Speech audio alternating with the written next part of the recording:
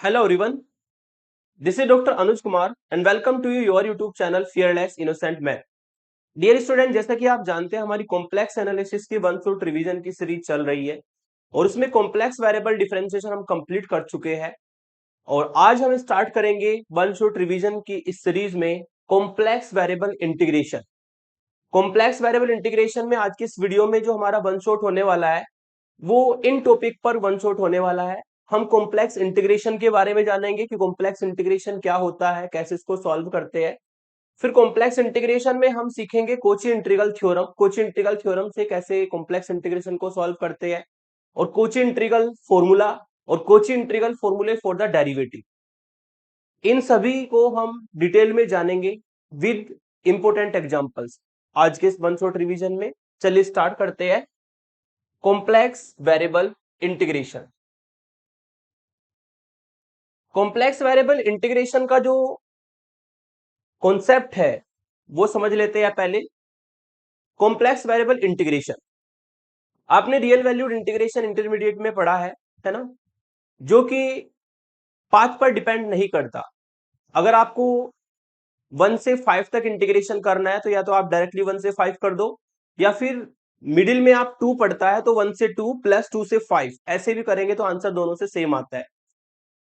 बात करते हैं कॉम्प्लेक्स इंटीग्रेशन की। कॉम्प्लेक्स इंटीग्रेशन में क्या होता है, चूंकि जेड वेरिएबल है और वो दो वेरिएबल से मिलके बनता है एक्स और वाई से, तो कॉम्प्लेक्स इंटीग्रेशन जो बनेगा वो इस तरह का इंटीग्रेशन होगा, integration C F Z D Z. इसको हम कॉम्प्लेक्स इंटीग्रेशन कहेंगे क्योंकि इसमें एफ जेड कॉम्प्लेक्स वेरिएबल का फंक्शन इन्वॉल्व है और जेड यहां पर होता है एक्स प्लस आई वाई, दो वेरिएबल से मिलके बनता है। तो ये कॉम्प्लेक्स इंटीग्रेशन होगा।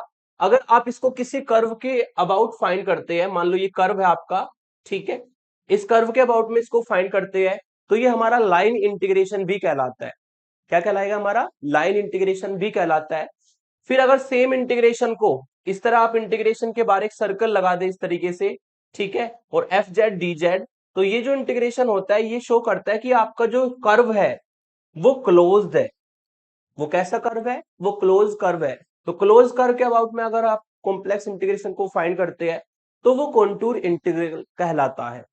ठीक है, जैसा कि मैंने आपको बताया रियल वैल्यूड जो इंटीग्रेशन है वो पाथ पर डिपेंड नहीं करता, लेकिन जो कॉम्प्लेक्स इंटीग्रेशन है ये पाथ पर डिपेंड करता है। अगर आप स्ट्रेट लाइन की फॉर्म में जाओगे पाथ को लेकर के तो आपका इंटीग्रेशन कुछ और वैल्यू दे सकता है, पैराबोलिक पाथ लोगे तो आपका इंटीग्रेशन कुछ और वैल्यू दे सकता है। एक दो एग्जांपल्स ऐसे भी होते हैं इसमें इक्वल वैल्यू आ जाती है, लेकिन ध्यान रखिएगा कॉम्प्लेक्स जो इंटीग्रेशन है वो पाथ पर डिपेंड नहीं करता, डिफरेंट डिफरेंट पाथ पर आपको डिफरेंट डिफरेंट वैल्यू मिलती है। कॉम्प्लेक्स इंटीग्रेशन को कैसे सॉल्व करते हैं एग्जांपल से हम समझेंगे। इससे अगर यूनिवर्सिटी एग्जाम में क्वेश्चन आता है तो 2 मार्क्स में से क्वेश्चन आता है। हमें कहा है कि इस इंटीग्रेशन को सॉल्व करिए। इंटीग्रेशन आपको दिया है, सॉल्यूशन लिख करेंगे हम इसका। इंटीग्रेशन आपको दिया है 0 से 1 प्लस आयोटा 1 प्लस आई और z माइनस जेड बार और डी जेड, ये हमें इंटीग्रेशन गिवन है। सबसे पहले इसकी लिमिट हम फाइंड करते हैं। हेयर जो लिमिट्स आपको गिवन है वो दी है z इक्वल टू 0 से लेकर के z equal to 1 plus iota तक। 0 का मतलब होगा ओरिजिन 0 0 पॉइंट और 1 प्लस आई का मतलब होगा पॉइंट फॉर्म में हम किसी भी कॉम्प्लेक्स नंबर को लिख सकते हैं। अगर a प्लस आई बी आपका कोई कॉम्प्लेक्स नंबर है तो इसका पॉइंट बनेगा a comma B. Real part और इमेजिनरी पार्ट से हम जो है उसको पॉइंट फॉर्म में लिख सकते हैं। तो 1 प्लस आई को भी ऐसे ही हम पॉइंट फॉर्म में लिखेंगे तो उसका पॉइंट बनेगा 1 कोमा 1। तो यहां पर लोअर लिमिट दिया आपको 0 0 और अपर लिमिट दिया आपको 1 1। ठीक है, तो हमें क्या करना है, हमें पाथ लेना होगा। ठीक है, क्योंकि आपको पाथ यहां पर गिवन नहीं है तो 0 0 और 1 1 से हम स्ट्रेट लाइन बना सकते हैं। स्ट्रेट लाइन का फॉर्मूला आप लगा देंगे। फॉर्मूला होता है y minus Y one equal to Y two minus Y one upon X two minus X one into X minus X one. अगर इसमें पॉइंट रखेंगे एक्स वन वाई वन की वैल्यू 0 0 और वाई टू वाई वन की value 1 minus 0, ऐसे ही 1 minus 0 और ये x minus 0, तो उसको सॉल्व करके आपको पाथ मिलेगा y इक्वल टू एक्स। तो अगर आपके पास दो पॉइंट है तो हम उससे जो मिनिमल फॉर्म का पाथ है वो स्ट्रेट लाइन बन सकता है, स्ट्रेट लाइन हम बना सकते हैं। तो इस तरीके से हमारा पाथ बन जाएगा y इक्वल टू एक्स। यानी कि हमें जो इंटीग्रेशन फाइंड करना है, ये हमारा एक्स एक्सिस है, ये वाई एक्सिस है, और ये हमारी y equal to X line है। ये हमारा पाथ है जिस पर हमें ये इंटीग्रेशन फाइंड करना है। और कहां से कहां तक? फ्रॉम द पॉइंट 0 0 से लेकर के यहां पर मैं मान लेता हूं फ्रॉम द पॉइंट 1 1। इस पाथ के अलोंग हमें इंटीग्रेशन फाइंड करना है। लोअर लिमिट दी है 0 0, अपर लिमिट दी है 1 1। तो सबसे पहला काम क्या होता है, जो भी इंटीग्रेशन आपको दिया इसको एक्स वाई की फॉर्म में कन्वर्ट करना है। तो इसको मैं एक्स वाई की फॉर्म में बदलता हूं। ये पॉइंट हो जाएंगे 0 0 से लेकर के 1 1। ठीक है, 1 plus iota as a constant, इसको मैं बाहर निकाल सकता हूं। तो इसको मैंने निकाला बाहर 1 प्लस आयोटा। और ये हो जाएगा आपका जेड माइनस जेड बार। जेड की वैल्यू होती है एक्स प्लस आई वाई। ठीक है, और जेड बार की वैल्यू होती है एक्स माइनस आई वाई। ठीक है, ऐसे ही आप dz की वैल्यू ये हमेशा याद रखिएगा कि अगर z हमारा x प्लस आई वाई है तो dz की वैल्यू आती है dx plus I D Y. ये हमारी dz की वैल्यू होती है। तो यहां पर वैल्यू रखेंगे dz की, वो होगी dx plus I D Y, यानी कि z का हमने डिफरेंशिएशन करके जो आया है वो लिखा है। तो इस तरीके से हमें ये मिल जाएगा इंटीग्रेशन एक्स वाई की फॉर्म में। अब जो पाथ हमारा है वो यहां पर यूज करना है। आपको पाथ जो मिला है वो y इक्वल टू एक्स मिला है, तो इससे आपको dy की वैल्यू मिलेगी dx। आपको करना क्या है, इस पूरे इंटीग्रेशन को या तो x की फॉर्म में कन्वर्ट करना है या पूरे इंटीग्रेशन को y की फॉर्म में कन्वर्ट करना है इस पाथ को यूज करते हुए। तो हम इसमें y को x रख देते हैं, तो ये मिलेगा 1 प्लस आई। ठीक है, यहां पर y को देखा जाए, इसको सॉल्व कर लेंगे। सॉल्व करने पर आपको मिलेगा ये x से x कटेगा 2i y मिलेगा, और यहां से बचेगा आपका ये dx plus I D Y. ठीक है, और लिमिट है 0 0 से 1 1। फिर हम 1 प्लस आई को बाहर रखते हैं और यहां पर y की वैल्यू डाल देंगे x। ठीक है, इस 2i को भी मैं बाहर ले लेता हूं क्योंकि कांस्टेंट है, तो 2i भी बाहर आ जाएगा। इनटू में 2i, इनटू में होगा 2i, और अंदर आपको मिलेगा y, और ये dx plus I D x. तो पूरा इंटीग्रेशन हम x में बदल देंगे, है ना। y की वैल्यू भी रख देते हैं, y की वैल्यू हमारी होगी x, तो यहां पर x रखा। ठीक है, तो ये पूरा इंटीग्रेशन जो है हमारा x की फॉर्म में बदल गया। तो लिमिट भी हम x की यूज करेंगे। x की लिमिट है जो पहला कोऑर्डिनेट है 0 से 1, तो x की लिमिट लाई करेगी 0 से लेकर 1 तक। अब हम इसको सॉल्व कर लेंगे। ये अब आपका रियल वैल्यूड इंटीग्रेशन जैसे होता है, एक वेरिएबल का उस फॉर्म में कन्वर्ट हो जाता है पाथ को यूज करके। इसको सॉल्व कर लेते हैं। इसको सॉल्व करके मिलेगा 1 प्लस आयोटा, इनटू में 2i पहले से बाहर है, और यहां पर आपको मिलेगा x की लिमिट 0 से 1, और इसमें से भी dx को कॉमन ले लेंगे, और dx को कॉमन लेके 1 प्लस आई मिलेगा, यानी कि बाहर हो जाएगा 1 प्लस आई का स्क्वायर। ठीक है, तो यहां पर x का इंटीग्रेशन बचा है। x का इंटीग्रेशन होगा आपका एक्स स्क्वायर अपॉन 2, और इसकी लिमिट होगी 0 से लेकर 1, और बाहर आपको मिलेगा 1 प्लस आई का स्क्वायर, यानी कि a का स्क्वायर प्लस b का स्क्वायर प्लस 2ab, और 2i ऑलरेडी वहां पर है। ठीक है, यहां से आपको जब आई स्क्वायर की वैल्यू रखेंगे, चूंकि आप जानते हैं आई स्क्वायर की वैल्यू -1 होती है, तो आई स्क्वायर की वैल्यू रखने पर ये 1 से 1 कट जाएगा, तो यहां पर 2i और 2i मिलेगा। 2i और 2i का मतलब होगा 4i स्क्वायर। ठीक है, जिसको मैंने सिंप्लीफाई करके लिखा। इसमें भी अपर लिमिट 1 रखेंगे तो ये मिलेगा, लोअर लिमिट 0 रखेंगे तो ये मिलेगा। आफ्टर सॉल्विंग आई स्क्वायर की फिर से वैल्यू रखते हैं। आई स्क्वायर की वैल्यू होती है -1, तो बाहर हो जाएगा -4 1/2, और after solving you will get -2। तो इस इंटीग्रेशन की वैल्यू हमारी -2 आएगी। तो इस तरीके से आप किसी भी कॉम्प्लेक्स इंटीग्रेशन को सॉल्व कर सकते हैं। कॉन्सेप्ट यही रहता है कि हमें पाथ दिया होता है, अगर पाथ जो दिया है उसके अकॉर्डिंग लेकर के चलेंगे। अगर पाथ आपको नहीं दिया, केवल लिमिट दी है, तो 2 पॉइंट बना करके आप इस तरह स्ट्रेट लाइन बना के पाथ को बना सकते हैं। स्ट्रेट लाइन की फॉर्म में पाथ चलेगा, और फिर हम यहाँ पर पाथ को यूज करके इंटीग्रेशन को एक्स में बदलते हैं, और एक्स में बदल के उसको रियल वैल्यूड इंटीग्रेशन की तरह सॉल्व करते हैं। कॉम्प्लेक्स इंटीग्रेशन क्योंकि ये जो पाथ वाला मेथड है थोड़ा सा लेंथी हो जाता है। अभी तो मैंने छोटा सा क्वेश्चन लिया, 2 नंबर में आता है इस तरह का क्वेश्चन, लेकिन कभी कभी इसके क्वेश्चन लेंथी हो जाते हैं। किस केस में लेंथी हो गई? यदि आपको इंटीग्रेशन इस तरह का दे दिया जाए और पाथ आपको इस तरह सर्किल का दे दिया जाए। तो इसी कमी को पूरी की थी कोची ने कुछ फॉर्मूले, कुछ थ्योरम को बनाया था, जिससे कि कॉम्प्लेक्स इंटीग्रेशन जो काफी टफ हो जाते थे इंटीग्रेशन पाथ वाले मेथड से, ठीक है, तो उनको हम कोची के इंटीग्रल थ्योरम और कोची के इंटीग्रल फॉर्मूलों से सॉल्व कर सकते हैं। ठीक है, तो अब हम पढ़ेंगे यहाँ पर कोची की इंटीग्रल थ्योरम, जिसको कोची की फंडामेंटल थ्योरम भी कहते हैं। कोची की फंडामेंटल थ्योरम क्या कहती है, इसका स्टेटमेंट समझते हैं। If F Z is analytic function within and on close curve C, F Z कोई फंक्शन है, आपके पास कोई क्लोज कर्व है, ये क्लोज कर्व मैंने माना, क्लोज कर्व किसी भी फॉर्म में हो सकता है, ट्रायंगल, रेक्टेंगल, स्क्वायर या सर्कल, किसी भी फॉर्म में आपका क्लोज कर्व हो सकता है। तो अभी मैंने क्लोज कर्व माना है, और एफ जेड कोई फंक्शन है जो इसमें एनालिटिक है। एनालिटिक का मतलब यहाँ पर हम एक एक पॉइंट पे एनालिटिसिटी चेक नहीं करेंगे। एनालिटिक का मतलब आपको ये देखना है कि फंक्शन किन पॉइंटों पर इन्फिनिटी बनेगा, उसके सिंगुलर पॉइंट निकालेंगे। सिंगुलर पॉइंट का मतलब जिन पर फंक्शन इन्फिनिटी बनता है, और जिन पर फंक्शन इन्फिनिटी बनता है वो इस कर्व से अगर बाहर है, ठीक है, इस कर्व में लाई ना करे, तो फंक्शन हमारा इस कर्व पर with in and on analytic होगा। मतलब कहने का ये है कि इस कर्व के अंदर फंक्शन इन्फिनिटी वैल्यू ना दे किसी भी पॉइंट पर, तो फंक्शन एनालिटिक होगा। ठीक है, इस कर्व के अंदर एफ जेड जो फंक्शन है किसी भी पॉइंट पर इंफिनिटी वैल्यू ना दे, तब हम कहते हैं कि एफ जेड इस कर्व के अंदर और इसकी बाउंड्री पर क्या है, एनालिटिक है।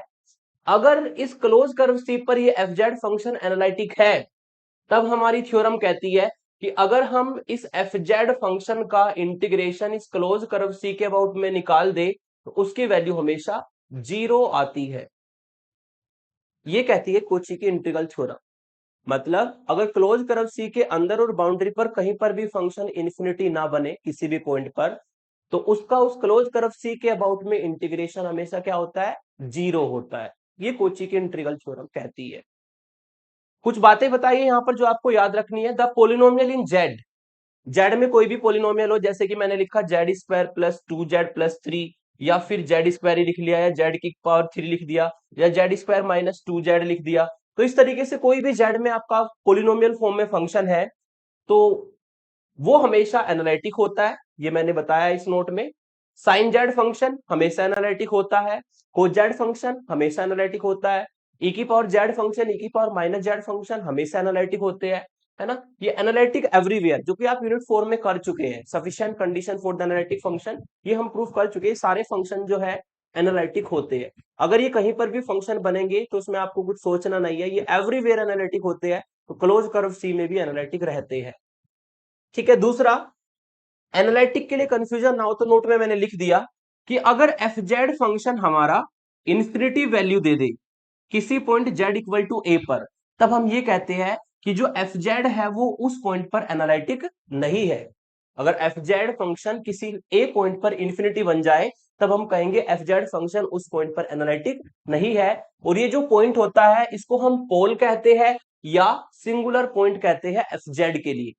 जिस पर फंक्शन इंफिनिटी बनता है पॉइंट पर, है ना, उस पर फंक्शन एनालिटिक नहीं होगा, और वो पॉइंट पोल या सिंगुलर पॉइंट कहलाता है, जो कि लास्ट तक चलेगा कोची-राजरी थ्योरम तक। अब हम इस कोची इंटीग्रल थ्योरम को अप्लाई करते हैं एक एग्जांपल में। ये हमारा फंक्शन है, और ये हमें दिया है, ये हमारा इंटीग्रेशन है जो हमें इवेल्युएट करना है, और यहां पर एक रीजन दिया है, क्लोज कर्व दिया है C, mod z equal to half की फॉर्म में, mod z equal to half जो कि सर्कल बनेगा। ठीक है, और सर्कल की शायद आपको स्टैंडर्ड फॉर्म नहीं पता है, फिर से बता देता हूं। सर्कल की स्टैंडर्ड फॉर्म होती है Z minus Z note equal to R. ये जेड नोट होता है सेंटर, ठीक है, और ये आर होती है सर्कल की रेडियस। तो ये हमेशा याद रखना, कॉम्प्लेक्स फॉर्म में जो सर्कल की इक्वेशन होती है वो हमारी स्टैंडर्ड फॉर्म ये होती है। यानी कि अगर इसकी कंपेयर आप यहाँ पे करोगे, तो यहाँ पर मोड जेड को आप लिख सकते हैं जेड माइनस 0 और इक्वल में लिख सकते हो हाफ। इसका मतलब सेंटर तो है ओरिजिन और रेडियस है हाफ। यानी कि हमें एक ऐसा सर्कल बनाना है जिसका सेंटर तो ओरिजिन होगा और रेडियस जिसकी 1/2 होगी। तो ये सर्कल मैंने ऑलरेडी बना रखा है, ये हमारा सेंटर है इसका ओरिजिन 0 0, इसकी चूंकि रेडियस हाफ है, तो ये पॉइंट हो जाएगा आपका 1/2, 0, ये पॉइंट हो जाएगा -1/2, 0। इन पॉइंटों की बात कर रहा हूं मैं, है ना। ऐसे ही ये पॉइंट होगा आपका 0, 1/2, और ये पॉइंट होगा 0 - 1/2। क्योंकि रेडियस जो है हमारी, रेडियस 1/2 है, रेडियस 1/2 होने से ये पॉइंट आपके बहुत इजीली आपको पता लग जाएंगे।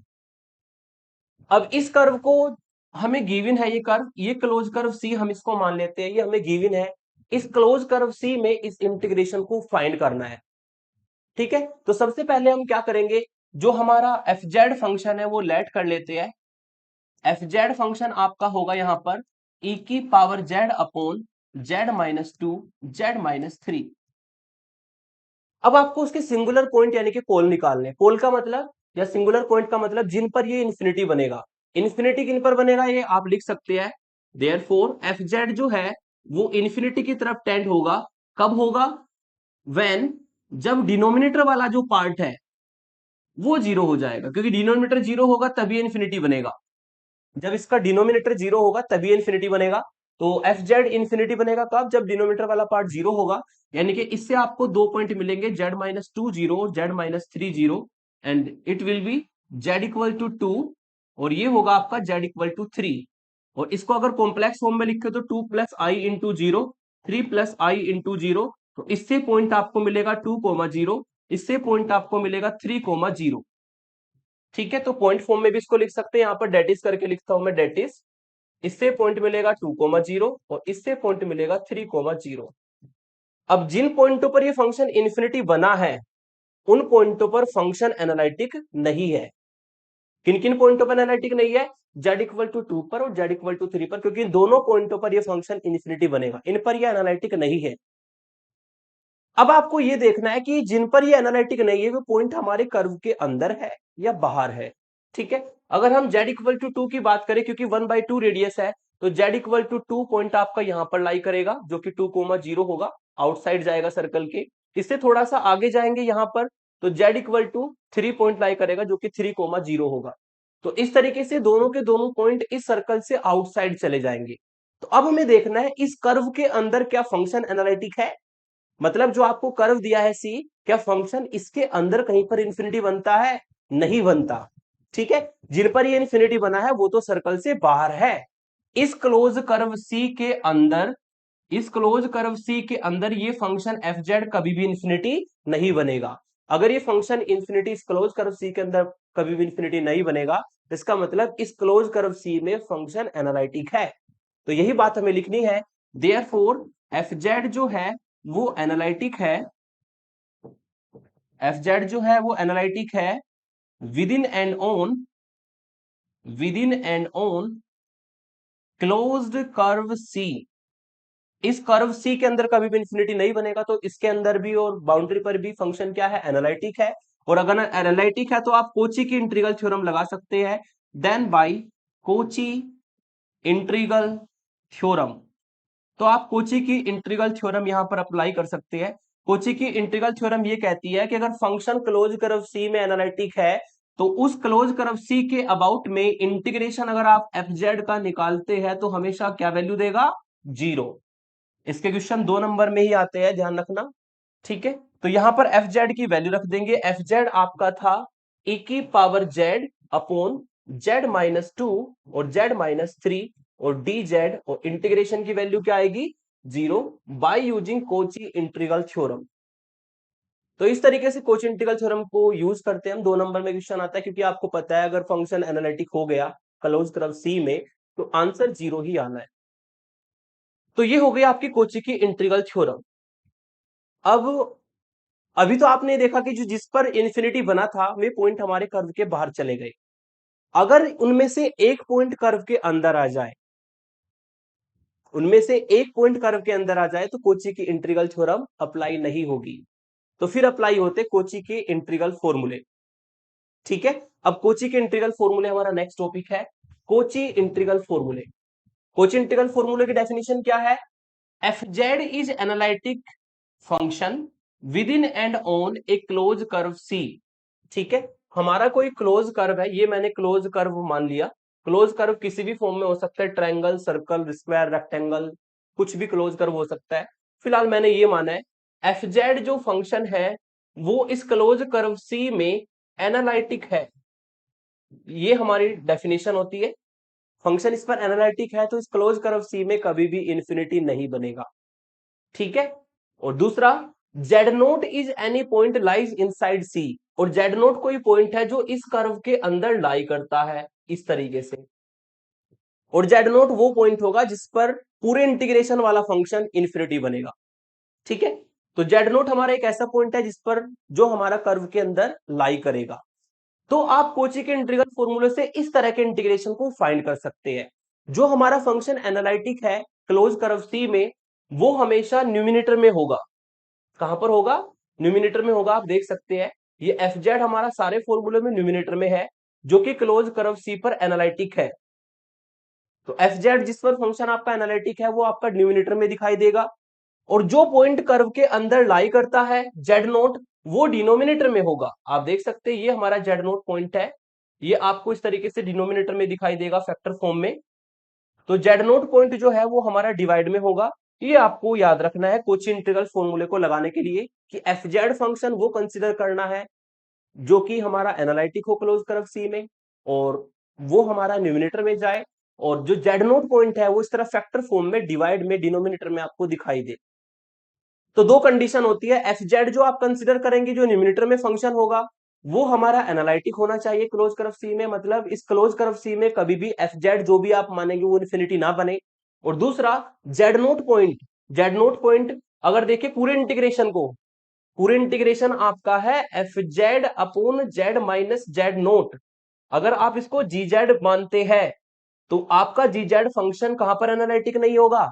ये फंक्शन जी जेड जो है जेड नोट पॉइंट पर इन्फिनिटी वैल्यू देगा, यानी कि पूरा फंक्शन जो इंटीग्रेशन में है वो जेड नोट पॉइंट पर इन्फाइनाइट देगा, एनालिटिक नहीं है। लेकिन हमने क्या किया है, उस जिस पे इन्फिनिटी बनता है, जिस पॉइंट पे इन्फिनिटी बनता है उसको एज ए फैक्टर फॉर्म में नीचे रखा है, उससे अलग जो भी फंक्शन बनेगा उसको एस जेड मान करके कोची के इंटीग्रल फॉर्मूले लगाने हैं। ठीक है, अब कैसे लगाते हैं फॉर्मूले समझ लेते हैं। स्टेटमेंट फिर से बताता हूं कि दो कंडीशन होती है कि एफ जेड जो न्यूमिनेटर में फंक्शन कंसीडर होगा वो इस क्लोज कर्व सी में एनालिटिक होना चाहिए, मतलब इस क्लोज कर्व सी में कभी भी इंफिनिटी वैल्यू ना दे। दूसरा जो डिवाइड में फैक्टर होगा जिससे जेड नोट पॉइंट आप निकालेंगे, ठीक है, वो पॉइंट हमारा कर्व के अंदर लाई करना चाहिए। ये दो कंडीशन जब भी फुलफिल होगी तब आप कोची के इंटीग्रल फॉर्मूले लगा सकते हैं। और कोची का इंटीग्रल फॉर्मूला सिंपल होता है ये वाला, F Z nought equal to 1/2 pi I integration around the close curve C, F Z numerator में और डिवाइड में होगा जेड माइनस जेड नोट की पावर 1। ये सिंपल कोची का इंटीग्रल फॉर्मूला होता है। फिर हम क्या करेंगे, पावर्स को बढ़ाते जाएंगे, तो इधर आपका डेरिवेटिव का कॉन्सेप्ट लगता जाएगा। सबसे पहले फॉर्मूले में पावर 1 है जिसमें कोई डेरिवेटिव नहीं है, सिंपल एफ जेड नोट आपको दिखाई देगा। लेकिन अगर इस फैक्टर की power Z minus Z note का होल स्क्वायर अगर इस फैक्टर की पावर 2 हो जाए तो यहां पर फर्स्ट डेरिवेटिव का फॉर्मूला बनता है, डैश लिखा है मैंने एफ डैश जेड नोट, तो फर्स्ट डेरिवेटिव का फॉर्मूला लगाएंगे। अगर यहां पर पावर 3 हो जाए फैक्टर की तो डबल डेरिवेटिव का फॉर्मूला लगाएंगे, एक कम होता है डेरिवेटिव, अगर इधर पावर 3 है तो उधर 2 टाइम डिफरेंशिएशन होगा, अगर इधर 2 पावर है तो उधर 1 टाइम डिफरेंशिएशन होगा। ठीक है, अगर यहां पर 4 पावर आ जाती है फैक्टर की तो 3 बार डिफरेंशिएशन होगा, यानी कि इससे आपको जनरल फॉर्मूला मिल जाएगा। और एक बात और ध्यान रखना, अगर फर्स्ट डेरिवेटिव है तो यहां पर फैक्टोरियल 1 आता है, सेकंड डेरिवेटिव बनता है तो यहां पर फैक्टोरियल 2 आता है, थर्ड डेरिवेटिव बनता है तो यहां पर फैक्टोरियल 3 आता है। ऐसे ही आप ये कह लो कि अगर यहां पर nth डेरिवेटिव बनता है तो यहां पर फैक्टोरियल n आएगा, और चूंकि जो इधर डेरिवेटिव होता है उससे इधर एक पावर ज्यादा होती है तो इधर पावर n+1 दिखाई देगी। जनरल फॉर्मूला हमारा लास्ट में बन गया है ना, F N Z note equal to factorial n upon 2 pi I F Z upon Z minus Z note की पावर n+1। ठीक है, तो फिर से थोड़ा सा बता दूं कि अगर 2 पावर आती है तो एक बार डेरिवेटिव, 3 पावर आती है 2 बार डेरिवेटिव का फॉर्मूला लगाना है। ठीक है, 3 पावर आती है, 3 पावर में 2 बार डेरिवेटिव का 4, अगर 4 पावर आती है तो 3 बार डेरिवेटिव का फॉर्मूला लगाना होता है।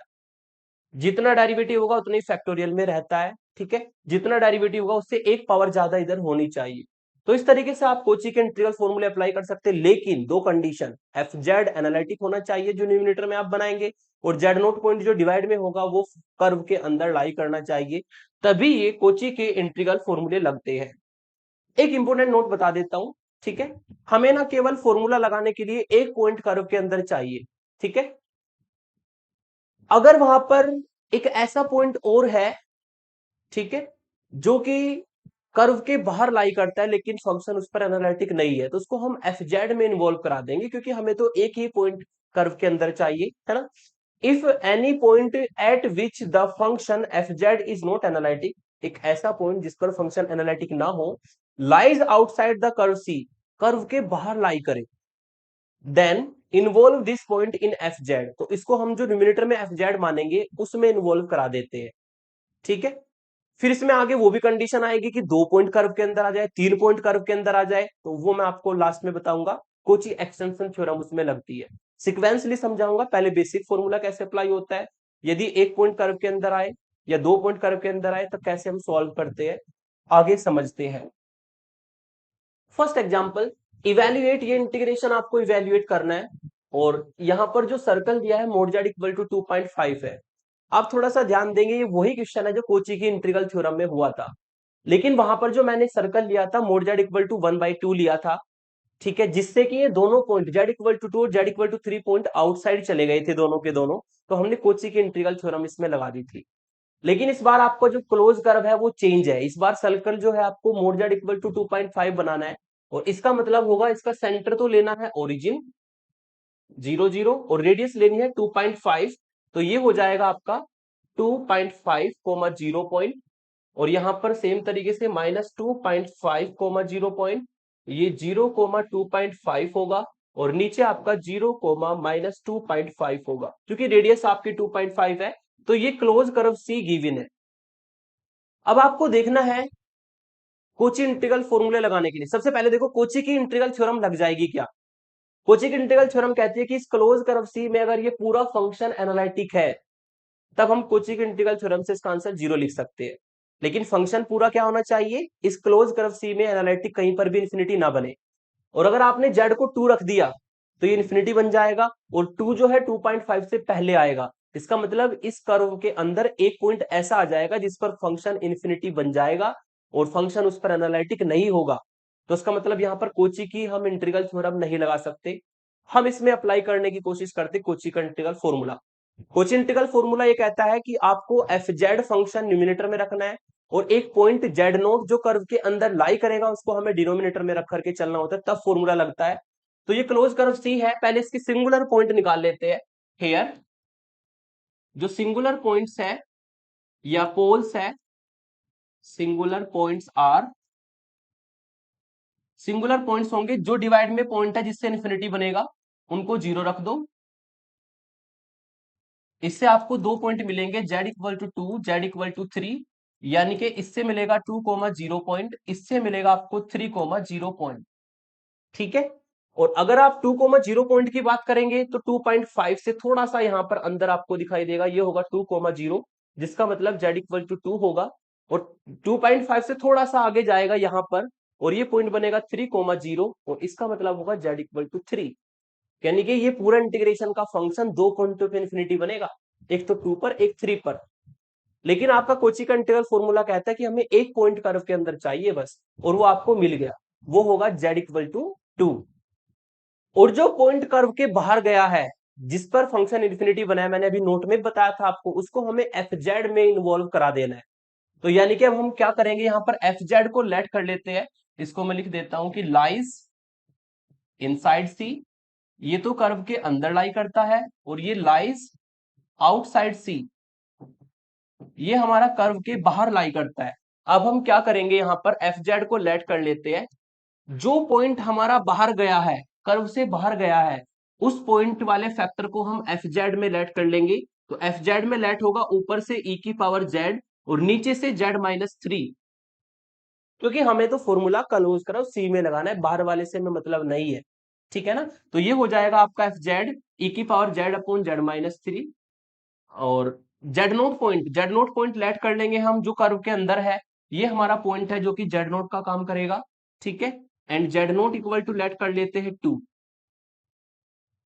अब आप देख सकते हैं जो एफ जेड फंक्शन है इस क्लोज कर्व सी में कहीं पर भी इंफिनिटी नहीं है, बाहर से हमें मतलब नहीं है, इस क्लोज कर्व सी में कहीं पर भी इंफिनिटी नहीं बनेगा, आप इसमें जेड की कोई भी वैल्यू रख लीजिए, जिस पर ये इंफिनिटी बनेगा वो कर्व से बाहर है, 3, 0 पॉइंट पर, वो कर्व से बाहर है। तो जो पॉइंट कर्व से बाहर जाता है उसको हमें एफ जेड में इन्वॉल्व करा लेना होता है इस तरीके से। ठीक है, ये पता है आपको कि एफ जेड आपका चलेगा न्यूमिनेटर में, और ये जेड नोट पॉइंट जो आपने नीचे लिया है इसका जो फैक्टर है वो डिवाइड में चलेगा, तब हम कोची का इंटीग्रल फॉर्मूला लगा सकते हैं। पहले हम कंडीशन लिखेंगे, देयरफॉर ये जो हमने एफ जेड फंक्शन माना है इज एनालिटिक, ये हमारा एनालिटिक है within and on within and on close curve C या circle C, within and on close curve C, पहली कंडीशन सेटिस्फाई। दूसरा, जो जेड नोट पॉइंट है 2, वो लाई करता है inside C, lies inside C. जो भी कोची इंटीग्रल फॉर्मूले की कंडीशन है वो फुलफिल की हमने। पहला, क्लोज कर्व सी में एफ जेड एनालिटिक है। दूसरा है जेड नोट पॉइंट कर्व के अंदर लाई करता है। एक ही पॉइंट हमें चाहिए कर्व के अंदर, जो कि 2 हो गया, जेड नोट मानेंगे उसको। तब हम कोची का इंटीग्रल फॉर्मूला लगा सकते हैं। Then by Cauchy integral formula, तो हम यहां पर कोची का इंटीग्रल फॉर्मूला लगा सकते हैं। ठीक है ना। कोची का इंटीग्रल फॉर्मूला, चूंकि दोनों फैक्टर देख सकते हैं 1 पावर में है, और 1 पावर के लिए सिंपल कोची का इंटीग्रल फॉर्मूला लगना है। कोची का सिंपल इंटीग्रल फॉर्मूला होता है, जो कि मैंने जस्ट अभी ऊपर बताया था आपको। कोची का सिंपल इंटीग्रल फॉर्मूला होता है integration C F Z upon Z minus Z nought, और इसके साथ होता है 1/2 पाई आई, और इक्वल टू में होता है एफ ऑफ जेड नोट। इस 2 पाई आई को उधर ले जाएंगे, तो ये 1/2 पाई आई जो है, यहां से मिटा देता हूं, इसको मल्टीप्लाई कर देता हूं उधर एफ जेड नोट के साथ। इससे आपको मिलेगा 2 pi i into f of Z naught. F z की वैल्यू रखेंगे, इंटीग्रेशन सी एफ जेड की वैल्यू है ई की power z upon Z minus 3, जो कि न्यूमिनेटर में लिखना है, और जेड नोट की वैल्यू रखेंगे 2, तो जेड माइनस 2 मिलेगा, और डी जेड, और इक्वल टू आएगा 2 पाई आई। इधर भी जेड नोट की वैल्यू रखेंगे, जेड नोट की वैल्यू है 2। ठीक है। और अगर इसको सिंप्लीफाई थोड़ा सा कर ले, तो ये वही इंटीग्रेशन आएगा जो कि आपको पूछा गया था। इंटीग्रेशन सी जेड-3 को वापस नीचे ले आते, ई की पावर जेड अपॉन जेड-2 जेड-3 डी जेड। ये वही इंटीग्रेशन बनना चाहिए जो कि आपको दिया है, देख लीजिए। अगर आप इसको नीचे लेकर के आएंगे, वही इंटीग्रेशन बनेगा, और इधर हमारा आंसर आएगा 2 पाई आई। और एफ ऑफ 2 की वैल्यू आपको चाहिए। एफ ऑफ 2 की वैल्यू मतलब एफ जेड से निकलेगी। एफ जेड हमारा है वहां पर ई की पावर जेड अपॉन जेड-3, और एफ ऑफ 2 निकालने के लिए जेड को 2 रखना पड़ेगा, ई की पावर 2 अपॉन 2-3, और इसको सॉल्व करके आएगा ई की पावर 2 अपॉन -1, यानी कि यहां से सॉल्व करके आपको मिलेगा माइनस ई का स्क्वायर, और ये इस इंटीग्रल का आंसर होगा by using Kochi integral formula. ठीक है।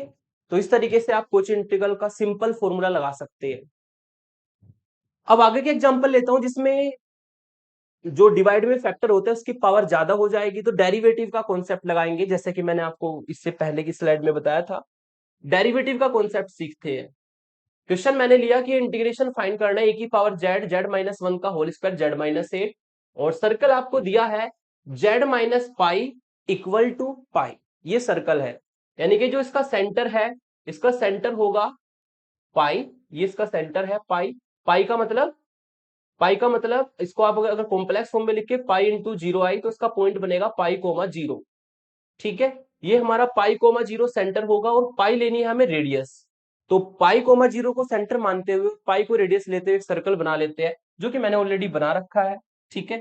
पाई मैं ले लेता हूं यहां पर पाई कोमा 0, पाई कोमा 0 का मतलब है 3.14 अप्रोक्सीमेट वैल्यू कोमा 0, ये आप वैल्यू लेंगे, और ये पॉइंट होगा हमारा 0 0। ठीक है। और चूंकि रेडियस कितनी है, रेडियस पाई है, यानी कि यहां से यहां तक की जो वैल्यू है वो आपको ऑब्वियसली पता है कि ओरिजिन से आपने स्टार्ट किया है, तो यहां से यहां तक की वैल्यू पाई होगी। पाई होगी तो ये पॉइंट आपका ओरिजिन बनेगा, और पाई रेडियस है, तो ये यहां से यहां तक, ये यहां से यहां तक हो जाएगा आपका पाई प्लस पाई, यानी कि 2 पाई। 2 पाई का मतलब होगा, 2 पाई का मतलब होगा, इसकी मल्टीप्लाई 2 के साथ कर देंगे, तो आपको मिलेगा 3.14 मल्टीप्लाई 2, तो सॉल्व कर लेना इसको, 8 2 एंड 6 6.28, तो ये 6.28, 0 मिलेगा आपको आउटसाइड, जो कि 2 पाई की वैल्यू। हमेशा याद रखिएगा, पाई की वैल्यू 3.14 अप्रोक्सीमेट वैल्यू यूज करनी है। ठीक है। पाई का मतलब एंगल मत समझ लेना कि 180 रखना है। तो इस तरीके से आप इसको सॉल्व कर लेंगे। पॉइंट मिल गए 0 0, और ये आपका हो जाएगा 6.28। अब आपको देखना है यहाँ पर सिंगुलरिटीज क्या है। सिंगुलरिटीज मतलब पोल्स क्या है। पोल्स मतलब इंटीग्रेशन में किन किन पॉइंटों को रखने पर ये इन्फिनिटी बनेगा, तो सॉल्यूशन में वही लिखना है, here here singular points are here singular points are, जो सिंगुलर पॉइंट्स हमारे यहाँ पर है, डिवाइड वाले फैक्टर लेंगे z-1 का होल स्क्वायर, z-8 को अगर जीरो रखेंगे, डिनोमिनेटर पार्ट अगर जीरो होगा तो फंक्शन इन्फिनिटी बनेगा, यानी कि यही सिंगुलर पॉइंट देंगे। यहाँ से एक तो z की वैल्यू 1 आएगी, एक z की वैल्यू 8 आएगी। 1 का मतलब होता है 1,0 पॉइंट, और 8 का मतलब होता है 8,0 पॉइंट। अगर 1,0 की बात करें तो लगभग ये यहाँ पर पॉइंट आएगा आपका, ये 1,0 पॉइंट होगा, ठीक है, जिसको आप कह रहे हैं z=1। और चूंकि z=8, 8,0 6.28 से आगे जाएगा तो लगभग यहां पर ये आउटसाइड बनेगा हमारा 8,0, थोड़ा सा आगे बनेगा उससे जाकर के, जिसको मैंने लिखा है 8,0।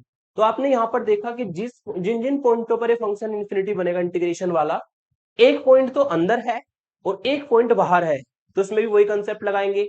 एक पॉइंट हमें कोची का इंटीग्रल फॉर्मूला लगाने के लिए चाहिए, इसको तो हम जेड नोट कंसीडर कर लेंगे, और जो पॉइंट हमारा बाहर गया है उसके फैक्टर को एफ जेड में इन्वॉल्व करा लेंगे।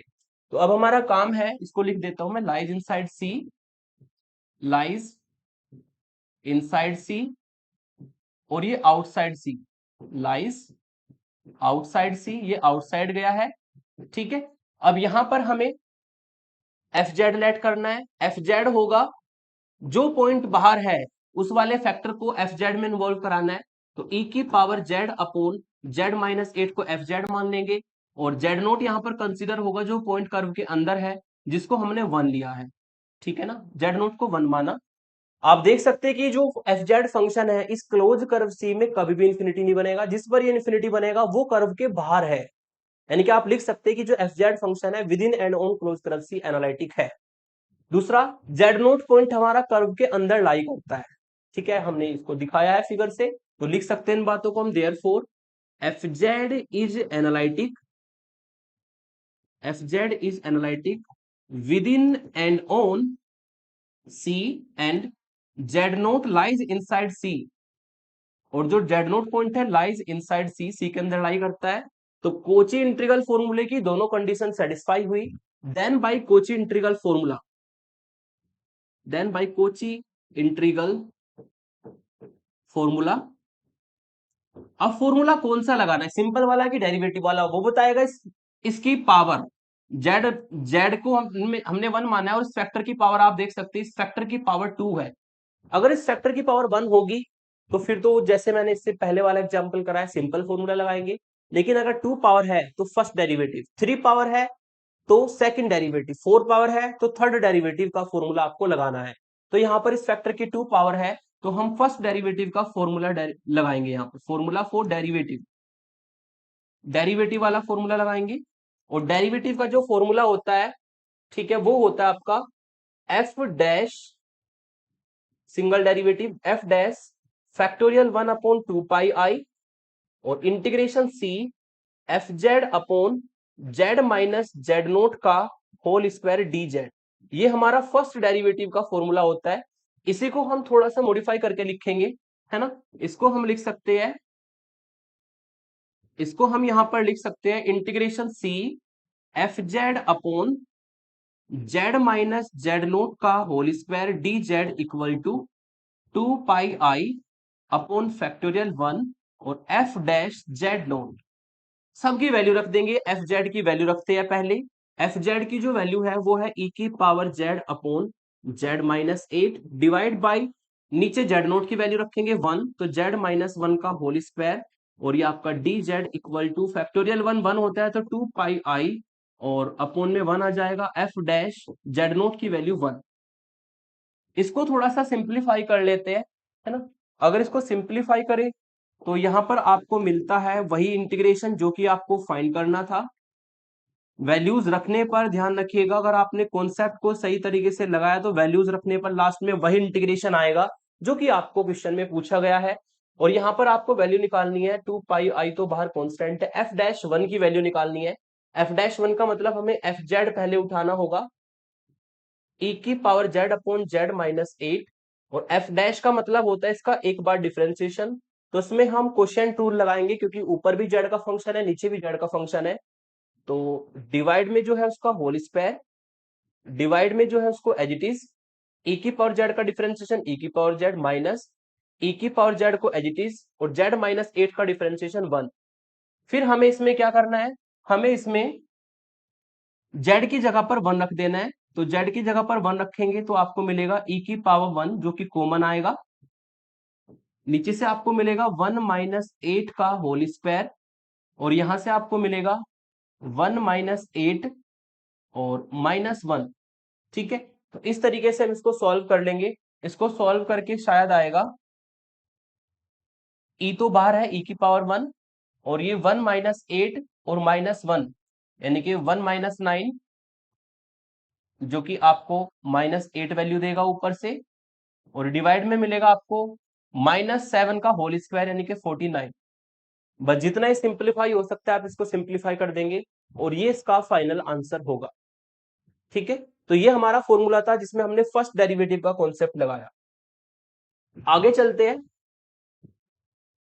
एक क्वेश्चन कराता हूं जिसमें सेकंड डेरिवेटिव का कॉन्सेप्ट लगेगा। क्वेश्चन आपको दिया है cos 2z upon z minus i pi है, ये हमारा z माइनस आई पाई की पावर 3 dz, और यहां पर जिसमें आपको फाइंड करना है इसको, वो है mod of z minus I equal to 3 circle, यानी कि आई तो है इसका सेंटर, यहां पर आप लिख सकते हैं हेयर, हेयर जो सेंटर है z नोट वो आई है। आई को आप लिख सकते हैं 0 प्लस 1 इंटू आई, जिससे पॉइंट बनेगा 0,1, और सेंटर है यहाँ पर, सॉरी रेडियस है हमारी यहाँ पर 3। तो आपको यहाँ पर क्या करना है, 0,1 को सेंटर मान करके और 3 को रेडियस मान करके सर्कल बनाना है। ठीक है ना, तो 0,1 सेंटर है, तो यहाँ पर इसका सेंटर मैं ले लेता हूँ इस तरीके से, ये 0,1 सेंटर है, 3 रेडियस है, तो 3 इसमें ऐड होने पर ये 0,4 हो जाएगा, और इधर की साइड में अगर 3 लेंगे तो 1 यहां तक, और ये -2 यहां तक, तो 0,-2 जाएगा। अब हमारा काम है इन पॉइंटों को भी फाइंड करना, क्योंकि कभी कभी इनकी नीड हो जाती है, यहाँ पर इसकी जरूरत नहीं है, लेकिन इन पॉइंटों को फाइंड करना आना चाहिए। ठीक है, स्टूडेंट्स यहाँ पर कंफ्यूज हो जाते हैं कि कैसे पॉइंट निकलेंगे। ये वाले पॉइंट, एक तो ये पॉइंट और एक ये पॉइंट। ठीक है, तो इसको पॉइंट को निकालने के लिए आपको इंटर वाला थोड़ा सा मेथड यूज करना पड़ेगा। आपको एक ऐसा सर्कल बनाना है जिसका सेंटर 0,1 हो, रेडियस 3 हो, तो x माइनस एक्स नोट का whole square plus y minus Y nought का होल स्क्वायर। ठीक है, x1 की वैल्यू x1 की वैल्यू है 0, y1 की वैल्यू है 1, इक्वल टू रेडियस का होल स्क्वायर। ये फॉर्मूला आपने इंटर में पढ़ा होगा, सर्कल का स्टैंडर्ड फॉर्मूला होता है x माइनस ए का whole square plus y minus b का whole square equal to r square.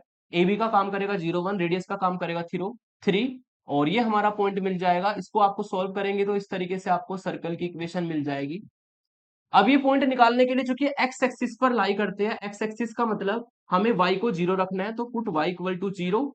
y को 0 रखने पर यहां से आपको मिलेगा जी एक्स स्क्वायर प्लस -1 का होल स्क्वायर, और ये 9, और इससे आपको मिलेगा एक्स स्क्वायर -1 का होल स्क्वायर यानी कि +1 इक्वल टू 9, यानी कि यहां से आपको वैल्यू मिलेगी एक्स स्क्वायर इक्वल टू 8, और x की वैल्यू आएगी ±√8, यानी कि ये जो हमारे पॉइंट है ये होगा आपका √8, 0, और ये पॉइंट होगा -√8, 0। तो इस तरीके से आप इंटर वाला मेथड लगा के इन पॉइंटों को फाइंड कर सकते हैं। हालांकि इस क्वेश्चन में इसका यूज नहीं है, लेकिन मैंने आपको बताया क्योंकि आगे कहीं पर भी यूज करना पड़ सकता है इस तरह का कॉन्सेप्ट, तो आप इस तरह का कॉन्सेप्ट से जाकर के पॉइंटों को फाइंड कर सकते हैं। ये तब काम आता है जब सेंटर हमारा 0,0 नहीं होता। 0,0 है तो ऑब्वियसली पॉइंट फाइंड हो जाते हैं, लेकिन अगर 0,0 सेंटर नहीं है तो इनकी पॉइंटों को आप इसी तरीके से फाइंड करेंगे। अब हमें ये क्लोज कर्व सी दिया है जो कि सर्कल है, और इस इंटीग्रेशन को हमें फाइंड करना है इसमें। तो एक एफ जेड फंक्शन मानना है जो इस क्लोज कर्व सी में एनालिटिक होना चाहिए, एक जेड नोट पॉइंट लेना है जो कर्व के अंदर लाई करे। ऑब्वियसली एफ जेड आपको कंसिडर करना पड़ेगा जो न्यूमिनेटर में है, और डिनोमिनेटर में है जेड नोट की वैल्यू आई पाई है ना, जेड नोट कंसिडर करना पड़ेगा आई पाई, जिसको आप पॉइंट फॉर्म में 0,पाई लिखेंगे। cos 2z एवरीवेयर एनालिटिक होता है, तो इस क्लोज कर्व सी में भी एनालिटिक होगा, ये ऑब्वियसली है। दूसरा, ये जो जेड नोट पॉइंट आपने लिया है 0,पाई, ये कर्व के अंदर लाई करेगा, पाई की वैल्यू 3.14 होती है, तो लगभग ये 4 से नीचे थोड़ा सा यहां पर 0,पाई पॉइंट होगा, जिसको आप 0,3.14 कह सकते हैं, और इसका मतलब है Z equal to I pi point, जो कि वाई एक्सिस पर लाई करेगा। तो ये पॉइंट हमारा कर्व के अंदर लाई करता है। ठीक है। और एफ जेड जो पोस्ट जेड माना है वो क्लोज कर्व सी को छोड़ो, आप फोर ऑल जेड के लिए बात करो, फोर ऑल जेड के लिए एनालिटिक होता है, तो यहाँ पर भी एनालिटिक होगा। यही बातें हम लिख सकते हैं कि जो एफ जेड है वो क्लोज कर्व सी में एनालिटिक है। जेड नोट जो पॉइंट है आई पाई वो कर्व के अंदर लाई करता है। तो कोची का इंटीग्रल फॉर्मूला डेरिवेटिव वाला लगाएंगे। डेरिवेटिव वाला क्यों लगाएंगे? इस फैक्टर की पावर 3 दी है, अगर इस फैक्टर की पावर 3 है तो सेकंड ऑर्डर का जो डेरिवेटिव वाला फॉर्मूला है वो अप्लाई करेंगे। और सेकंड ऑर्डर के डेरिवेटिव का जो फॉर्मूला होता है वो मैंने बताया था आपको, वो फॉर्मूला होता है f double dash Z note equal to factorial 2 upon 2 pi I integration C F Z upon Z minus Z note की पावर 3 डी जेड।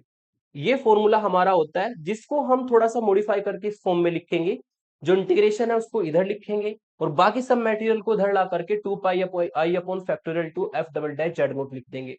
फिर हमें क्या करना है? एफ जेड की वैल्यू डालनी है कोस 2 जेड, जेड नोट की वैल्यू डालनी है आई पाई, और वैल्यू डालने पर आप देखिए वही इंटीग्रेशन बनेगा जो आपको दिया था, वैल्यूज डालने पर वही इंटीग्रेशन आना भी चाहिए।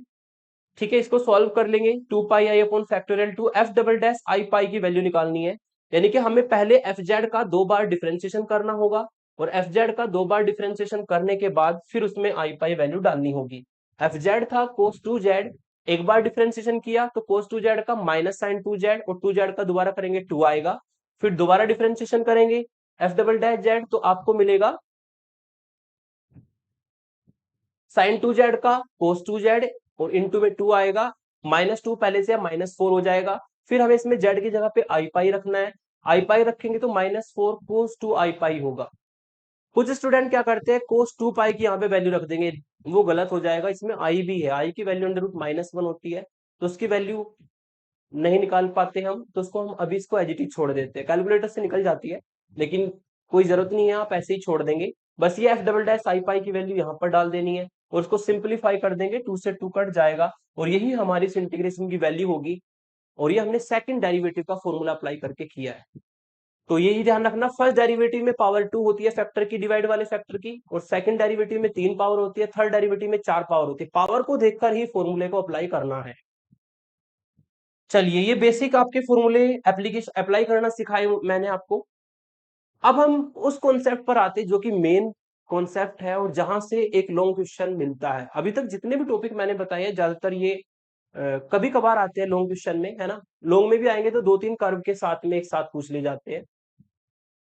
अब हम उस पॉइंट पर आते हैं कि अभी तक तो क्या था कि एक पॉइंट कर्व के अंदर था और एक कर्व के बाहर था, जो बाहर था उसको हमने एफ जेड में इन्वॉल्व कराया था। लेकिन अगर दो या दो से ज्यादा पॉइंट कर्व के अंदर आ जाए तो उस केस में हम कोची के इंटीग्रल फॉर्मूले कैसे लगाते हैं वो जानेंगे हम इस वाले टॉपिक से। और इस टॉपिक का नाम है कोची की एक्सटेंशन थ्योरम, उसमें अप्लाई करनी होती है। कोची की एक्सटेंशन थ्योरम क्या कहती है ये समझ लीजिए। ठीक है, ये मैंने लिखा है, if two or more points at which f Z is not analytic, जिन पॉइंटों पर फंक्शन एनालिटिक नहीं है, लाइज इनसाइड सी, वो हमारे कर्व के अंदर लाई कर जाए, then first apply Cauchy extension theorem. तो पहले कौन सी थ्योरम अप्लाई करनी होती है? कोची एक्सटेंशन थ्योरम अप्लाई करनी होती है। और कोची एक्सटेंशन थ्योरम अप्लाई करने के बाद जैसे फॉर्मूले मैंने आपको इससे पीछे बताए हैं कोची इंटीग्रल वाले, वही हमें अप्लाई करने होते हैं। एक बात और ध्यान रखिएगा, यही सारे क्वेश्चंस आपके कोची रेजिड्यू थ्योरम में भी आएंगे। कोची रेजिड्यू थ्योरम से थोड़ा सा इजी हो जाता है कॉन्सेप्ट, यहां से थोड़ा सा इजी हो जाएगा। कोची रेजिड्यू थ्योरम में सारे क्वेश्चन सेम आएंगे, आंसर सेम होता है।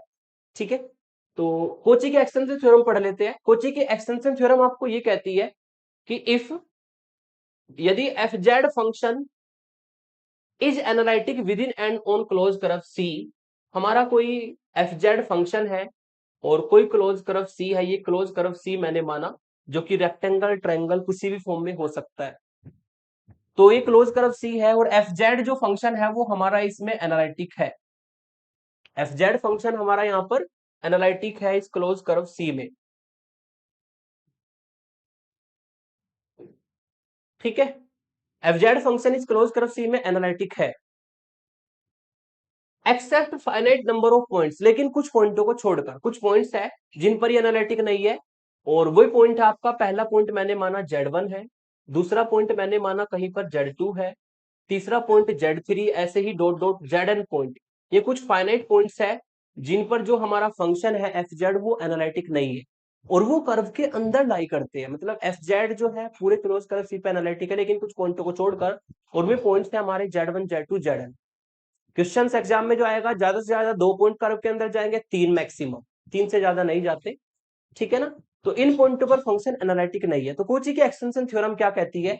कोची की एक्सटेंशन थ्योरम ये कहती है कि अगर आपको क्लोज कर्व सी के अबाउट में इस फंक्शन का इंटीग्रेशन करना पड़ जाए, एफ जेड का इंटीग्रेशन करना पड़ जाए इस क्लोज कर्व सी के अबाउट में, तो हमें कोची की एक्सटेंशन थ्योरम ये कहती है कि आपको जितने भी पॉइंट कर्व के अंदर है, जितने भी पॉइंट कर्व के अंदर है, उन सभी पॉइंटों पर इस तरीके से हमें क्या करना है, इस पॉइंट को लेकर के सेंटर हमें एक सर्कल बना लेना है, और उस सर्कल को नाम देना है C1 का। इस पॉइंट को लेकर के सेंटर एक सर्कल बनाना है, उस पॉइंट को सर्कल को नाम देना है C2 का। इस पॉइंट को लेकर के ऐसी सर्कल बनाएंगे, सर्कल का नाम देंगे CN का। तो जितने पॉइंट जिन पर एनालिटिक फंक्शन नहीं है, उनको हम सेंटर मान करके एक सर्कल इस तरह बना लेंगे। और कोची की एक्सटेंशन थ्योरम ये कहती है कि आपको ये इंटीग्रेशन फाइंड करना होगा पहले सर्कल C1 में और फिर सर्कल C2 में, ठीक है, और ऐसे ही सर्कल C3 में और ऐसे ही लास्ट वाले सर्कल CN में। इस इंटीग्रेशन को हमें फाइंड करना होता है, ठीक है ना। और इन सबको ऐड करेंगे, ये हमने सर्कल्स बनाए हैं, इन सबको ऐड करेंगे। ऐड करने पर पूरे क्लोज कर्व सी के अबाउट में इंटीग्रेशन निकल जाता है। इसके पीछे कॉन्सेप्ट बहुत बड़ा है, लेकिन फिर भी मैंने शॉर्ट तरीके से आपको बताया। हम क्या करते हैं इसमें, डोमेन को चेंज करते हैं, मल्टीपल कनेक्टिव डोमेन को सिंपल कनेक्टिव डोमेन में बनाते हैं, और सिंपल कनेक्टिव डोमेन में बनाने के बाद हम इसमें कोची की एक्सटेंशन थ्योरम से इसको लिखते हैं। लेकिन डिटेल में नहीं जाएंगे, फिलहाल आप फॉर्मूला समझिए। जितने पॉइंट कर्व के अंदर होंगे उनको सर्कल बनाना है सेंटर मान करके, और सबके अबाउट में एफ जेड का इंटीग्रेशन फाइंड करना है बाय यूजिंग कोची इंटीग्रल फॉर्मूले। सबको ऐड कर देना है और इंटीग्रेशन आपका निकल जाता है। एग्जाम्पल से समझ लेते हैं कि इसको कैसे सॉल्व करते हैं। एग्जाम्पल काफी इंपॉर्टेंट मैंने उठाया है। इस तरह का क्वेश्चन लास्ट ईयर एग्जाम में भी पूछा गया था, इस तरह का था, है ना, ये नहीं था, लेकिन ये इंपॉर्टेंट है। इवेल्युएट बाय कोची इंटीग्रल फॉर्मूले, ये आपको इंटीग्रेशन कोची इंटीग्रल फॉर्मूले से निकालना है। और आपका जो इंटीग्रेशन है वो ये दिया है, और यहां पर अगर इस इंटीग्रेशन के अंदर फंक्शन को देखें तो ये है sine pi z square cos pi z square plus में, और अपॉन में Z-1 का whole square Z-2, where C is the square. इस बार जो कर्व है वो आपको एक स्क्वायर की फॉर्म में दिया है। हुज वर्टिसेस आर, जिसके वर्टिसेस दिए 3+3i, -3+3i, 3-3i and 3-3i, ये इसके वर्टिसेस दिए। तो सबसे पहला काम है इन वर्टिसेस को लेना, give in vertices of square, give in vertices, जो स्क्वायर के वर्टिसेस दिए हैं, पहला वर्टिसेस दिया है 3+3i, जिससे पॉइंट आपका बनेगा 3,3 पॉइंट, ठीक है। दूसरा आपको दिया है -3+3i, जिससे पॉइंट बनेगा -3,3। तीसरा पॉइंट आपको दिया है 3-3i, जिससे पॉइंट बनेगा आपका 3-3। और लास्ट पॉइंट आपको दिया -3-3i, इससे पॉइंट बनेगा -3-3i। तो इस तरीके से आप, सॉरी, -3 और -3, तो इस तरीके से हम जितने भी वर्टिसेस आपको दिए हैं उनको पॉइंट फॉर्म में कन्वर्ट कर सकते हैं, ठीक है। तो पॉइंट फॉर्म में कन्वर्ट करेंगे, 4 पॉइंट आपके स्क्वायर के आ जाएंगे। पहला पॉइंट फर्स्ट क्वाड्रेंट में जाएगा 3,3, ठीक है। दूसरा पॉइंट -3,3 इसके जस्ट अपोजिट साइड में जाएगा, ठीक है। तीसरा पॉइंट होगा आपका 3-3 जो कि यहां पर जाएगा, और लास्ट पॉइंट है -3 जो कि यहां पर जाएगा। ये क्लोज कर्व सी दिया है जिसमें कि हमें इस इंटीग्रेशन को फाइंड करना है। अब हम देखते हैं कि जो इंटीग्रेशन आपको दिया है उस इंटीग्रेशन के अंदर जो पूरा फंक्शन है वो कब कब इंफिनिटी बनेगा, यानी कि सिंगुलर पॉइंट्स क्या है यहां पर। तो हेयर हेयर सिंगुलर पॉइंट्स या पोल्स भी कह सकते हैं, singular points are, singular points वे होते हैं जिसपे इंटीग्रेशन के अंदर जो फंक्शन है वो इन्फिनिटी बन जाए। और ये इन्फिनिटी कब बनेगा, जब इसका डिवाइड वाला जो पार्ट है वो 0 रखा जाएगा, Z-1 का स्क्वायर, Z-2 को 0 रखा जाएगा। इससे आपको पॉइंट मिलेगा Z=1 और Z=2।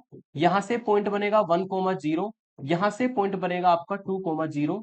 और देखा जाए तो दोनों पॉइंट हमारा कर्व के अंदर जाएंगे, है ना। यहां पर कहीं पर ये ओरिजिन होगा 0,0, यहां पर थोड़ा सा आगे जाएंगे तो 1,0 बनेगा, ठीक है। आगे जाएंगे तो थोड़ा सा 2,0 पॉइंट आपको मिलेगा, ठीक है। और ये पॉइंट आपका है z इक्वल टू 1, ये पॉइंट है z इक्वल टू 2। आप देख सकते हैं कि कर्व के अंदर में दोनों पॉइंट चले गए जिन पर फंक्शन, ये इंटीग्रेशन वाला जो फंक्शन है इन्फिनिटी बनेगा। जब भी इस तरीके से दो या दो से ज्यादा पॉइंट कर्व के अंदर चले जाए तो हम यहाँ पे डायरेक्टली कोची का इंटीग्रल फॉर्मूला नहीं लगा सकते, पहले हमें अप्लाई करनी होती है कोची की एक्सटेंशन थ्योरम। ठीक है, तो कोची की एक्सटेंशन थ्योरम को हम अप्लाई करने के लिए पूरे इंटीग्रेशन के जो अंदर फंक्शन है उसको जीजेड मान लेते हैं, और जीजेड आपका इंटीग्रेशन होगा sine pi z square plus cos pi z square upon Z minus 1 का होल स्क्वायर और जेड माइनस 2। ये हमारा फंक्शन हम लेट कर लेते हैं।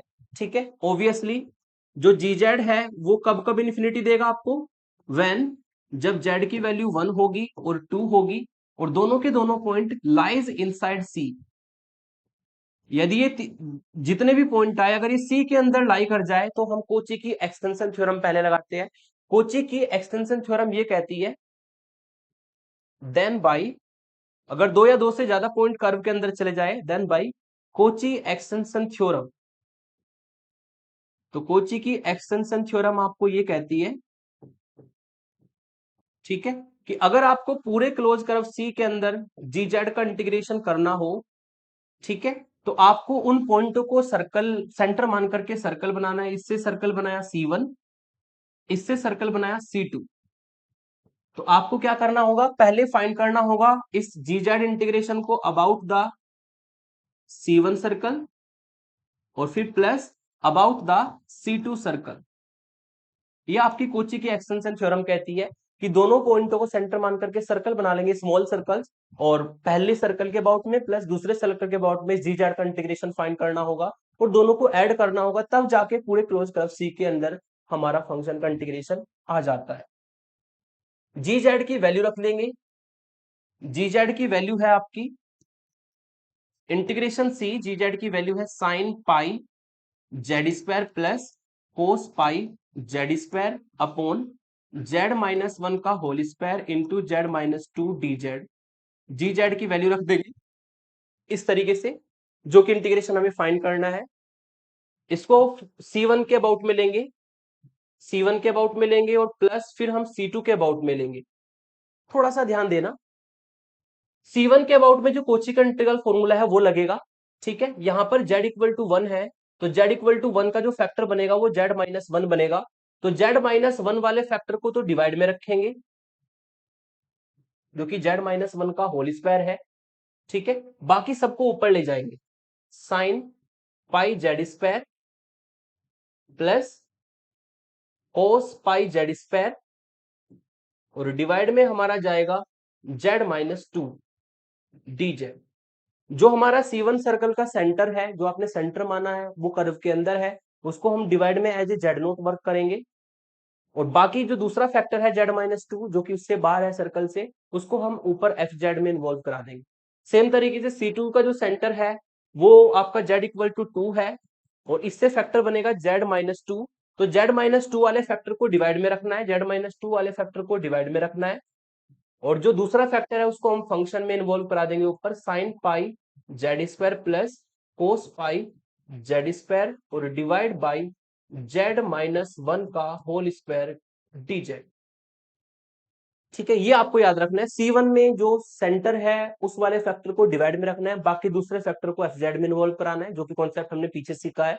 यहाँ पर C2 में जो सेंटर है उस वाले फैक्टर को डिवाइड में रखना है और ऊपर हम एफ जेड में दूसरे फैक्टर को इन्वॉल्व करा देते हैं। यानी कि यहां से आपको ये पता लग गया कि अगर हमें कोची की इंटीग्रल फॉर्मूले लगाने हैं तो यहाँ पर जो जेड नोट का काम करेगा वो जेड नोट का काम यहाँ पर 1 करेगा, और यहाँ पर जो जेड नोट का काम करेगा जो डिवाइड में फैक्टर है वो हमारा काम करेगा 2 का। ठीक है, दोनों में अगर कोची के इंटीग्रल फॉर्मूले लगाए तो यहाँ पर चूंकि 2 पावर है नीचे फैक्टर की, ये एफ जेड का काम करेगा। ठीक है, ये एक पावर में है और ये एफ जेड का काम करेगा। ठीक है, तो यहां पर आपको मिलेगा जो 2 पावर में है उसमें डेरिवेटिव का कॉन्सेप्ट लगाएंगे, 2 पावर में फर्स्ट डेरिवेटिव का कॉन्सेप्ट लगता है और इसका फॉर्मूला बनेगा, पहले डेरिवेटिव के फॉर्मूले साइड में लिख देता हूं ताकि आपको कंफ्यूजन ना हो। फर्स्ट डेरिवेटिव का फॉर्मूला होता है इंटीग्रेशन सी फर्स्ट डेरिवेटिव का फॉर्मूला होता है आपका F dash Z note equal to factorial 1/2 pi integration C F Z upon Z minus Z note का होल स्क्वायर डी जेड। और सिंपल फॉर्मूला हमारा होता है F of Z note equal to 1/2 pi और F Z upon Z minus Z note की power 1 होती है और डी जेड। ये दोनों फॉर्मूले लगेंगे। पहली टर्म में लगेगा डेरिवेटिव वाला क्योंकि 2 पावर है फैक्टर की, और दूसरी टर्म में लगेगा 1 पावर है सिंपल फॉर्मूला।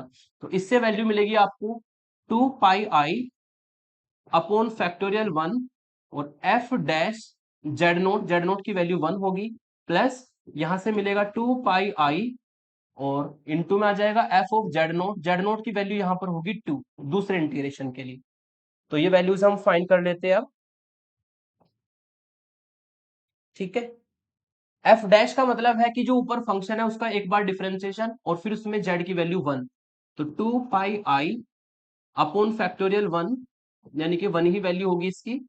और एफ डैश का मतलब है इस फंक्शन का एक बार डिफरेंशिएशन। फंक्शन है आपका sine pi z square plus cos pi z square और डिवाइड बाई जेड माइनस 2, इसका एक बार डिफरेंशिएशन। और फिर लास्ट में हमें जेड की वैल्यू 1 रखनी है, यहां पे लिख देता हूं जेड को 1 रखना है, प्लस 2 पाई और एफ ऑफ टू का मतलब सीधा वैल्यू रखनी है। और एफ ऑफ टू कहां पर रखना है आपको, साइन पाई जेड स्क्वायर जो फंक्शन है ऊपर वो एफ जेड का काम करेगा, plus cos pi z square और डिवाइड में है जेड माइनस 1 का होल स्क्वायर। और यहां पर आपको वैल्यू रखनी है जेड की 2। तो इस तरीके से हम पहली टर्म में डिफरेंशिएशन करेंगे और दूसरी टर्म में डायरेक्ट वैल्यू रखेंगे। तो पहली टर्म का पहले डिफरेंशिएशन कर लेते हैं। अगर डिफरेंशिएशन आप करते हैं तो 2 पाई फैक्टोरियल 1 होगा। इसमें लगाएंगे कोशेंट रूल। कोशेंट रूल आप जानते हैं कि पहले जो डिवाइड में है उसका होल स्क्वायर, डिवाइड में है उसको एज इट इज, ऊपर जो फंक्शन है उसका डिफरेंशिएशन, उसका डिफरेंशिएशन होगा, साइन का डिफरेंशिएशन होता है कोस पाई जेड स्क्वायर और कोस का होता है minus sign pi z square और पाई जेड स्क्वायर का दोबारा करेंगे तो आएगा 2 पाई जेड। कंपोजिट फंक्शन है तो साइन पाई जेड स्क्वायर का कोस pi z square, cos pi z square का minus sign pi z square का दोबारा करेंगे तो 2 पाई जेड, फिर माइनस। अब हमें इस फंक्शन को एज इट इज रखना है, माइनस हमें इस न्यूमिनेटर को एज इट इज रखना है sine pi z square plus cos pi z square, इसको एज इट इज रखेंगे। और डिवाइड में जो है जेड माइनस 2 उसका डिफरेंशिएशन 1 होगा, प्लस 2 पाई और इधर आपको मिलेगा, इसमें जेड को 2 रख देते हैं तो ऊपर से मिलेगा आपका 2 का स्क्वायर जो कि 4 होगा, यानी कि साइन 4 पाई और प्लस कोस 4 पाई और डिवाइड में आएगा 2 माइनस 1 का होल स्क्वायर। ठीक है, अब हम क्या करते हैं, ये जो लेफ्ट वाला पार्ट है इसमें सब जगह पे हम जेड को 1 रख देते हैं क्योंकि हमें पहले वाले में जेड को 1 रखना है। तो जेड को 1 रख देते हैं 2 पाई। जेड को अगर 1 रखे तो यहां से मिलेगा 1 माइनस 2, यहां से मिलेगा आपको कोस पाई और माइनस साइन पाई और इनटू में आएगा 2 पाई, माइनस यहां से मिलेगा साइन पाई प्लस कोस पाई और डिवाइड में आएगा 1 माइनस 2 का होल स्क्वायर। इसको सॉल्व कर लेंगे, साइन 4 पाई 0 होता है, ठीक है, कोस 4 पाई 1 होता है, डिवाइड में माइनस 1 का सॉरी 1 का होल स्क्वायर 1 आएगा। यहां पर भी साइन पाई कोस पाई की वैल्यू रख देंगे 2 पाई, डिवाइड में आएगा 1 माइनस 2 का होल स्क्वायर, 1 माइनस 2 का होल स्क्वायर यानी कि माइनस 1 का होल स्क्वायर जो कि 1 आएगा। ऊपर से मिला -1, कोस पाई की वैल्यू होती है -1, साइन पाई की वैल्यू होती है 0 और ये 2 पाई और यहां से आपको मिलेगा माइनस साइन पाई की वैल्यू 0, कोस पाई की वैल्यू -1 और प्लस में इधर से मिला 2 पाई। कैलकुलेशन को प्लस माइनस की गड़बड़ी से बचना है, ध्यान ध्यान से करना है। यहां से आपको मिलेगा 2 पाई, ठीक है, ये माइनस माइनस अंदर मल्टीप्लाई करके प्लस हो जाएगा, 2 पाई मिलेगा और यहां से माइनस माइनस प्लस 1 हो जाएगा और प्लस 2 पाई। इसको अगर सॉल्व करें तो 2 पाई कॉमन आ जाएगा और 2 पाई+1 और +1 2 पाई+2 मिलेगा, जिसको आप लिख सकते हैं 2 को कॉमन लेकर के 4 पाई इंटू पाई+1। तो ये फाइनली इसका आंसर होगा। ठीक है, और इसको हम आगे भी करेंगे, सेम क्वेश्चन करेंगे। ठीक है, कोची की रेजिड्यू थ्योरम लगा करके। कोची की रेजिड्यू थ्योरम से थोड़ा सा कॉन्सेप्ट इजी हो जाता है। तो यदि 2 या 2 से ज्यादा पॉइंट कर्व के अंदर जाते हैं, 7 नंबर का क्वेश्चन पिछले 3 सालों से इसी टॉपिक से आता है, जिसमें 3 या 2 पॉइंट कर्व के अंदर चले जाते हैं। पहले उसमें कोची की एक्सटेंशन थ्योरम लगानी है और फिर अलग अलग टर्म में कोची के इंटीग्रल फॉर्मूले आपको अप्लाई करने हैं। तो ये हो जाते हैं कोची का इंटीग्रल फॉर्मूला। तो आज के इस वन शॉट में हम इतना ही पोर्शन रखेंगे, जिसमें मैंने आपको कॉम्प्लेक्स इंटीग्रेशन बताया, कोची की इंटीग्रल थ्योरम बताई, कोची के इंटीग्रल फॉर्मूले को सबको ब्रीफ कर दिया मैंने, कोची एक्सटेंशन थ्योरम तक। ठीक है, नेक्स्ट वीडियो में लेकर के आता हूं आपके लिए टेलर सीरीज, लॉरेंट सीरीज और क्लासिफिकेशन ऑफ सिंगुलरिटीज। आज के लिए इतना ही। Thank you for watching.